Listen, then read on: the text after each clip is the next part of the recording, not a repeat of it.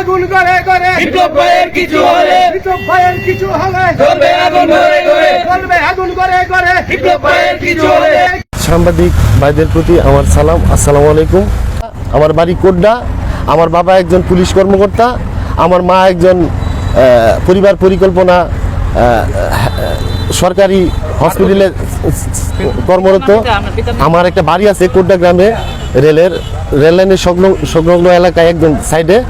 ওখানে কিছু মাদক ব্যবসায়ী এবং তেল চুরাই কারবারি সুরাব মেম্বার তার প্রধান, উনি ওখানে দীর্ঘদিন যাবৎ ওনার বাপ থাকতেই এই রেলওয়ে তেলের চুরির প্রধান উৎস ছিল তাদের। সেই ব্যবসাকে কেন্দ্র করে আমার বাড়ির আশেপাশে আসার জন্য আমি তাদেরকে নিষেধ করার ফলে তারা আমার প্রতি ক্ষুব্ধ হয়ে আমার বিপক্ষে তারা বিভিন্নভাবে তাদের তেল চুরির সিন্ডিকেটের সদস্যদেরকে নিয়ে আমার বিপক্ষে সবাই মিলে মিথ্যা অপপ্রচার চালানোর চেষ্টা করতেছে। এবং আমি আখাউড়া পৌর শ্রমিক দলের যুগ্ম আহ্বায়ক, আমার দলের কাছে আমাকে ছোট করার জন্য এবং হেনস্থ করার জন্য বিভিন্নভাবে অপপ্রচার চালাচ্ছে। আমি আপনাদের মাধ্যমে জানাইতে চাই যে আমি কীরকম ফ্যামিলির ছেলে বা কীরকম, সেটা আপনারা যাচাই করে সত্য নিউজটুকু করবেন।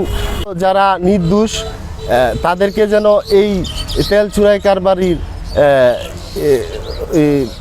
ঝামেলায় যাতে জড়াইতে না হয় সেই দিকে আপনারা একটু দৃষ্টি রাখবেন, এটাই আমার বিনীত অনুরোধ। এর উপরে এই আক্রমণ এরা করতেছে, কারণটা কি? কিস্তি কিস্তি কিস্তি কিস্তি ছেলেটারা মনে করুন কি এইভাবে জ্বালা যন্ত্রণা বুকাইতেছে।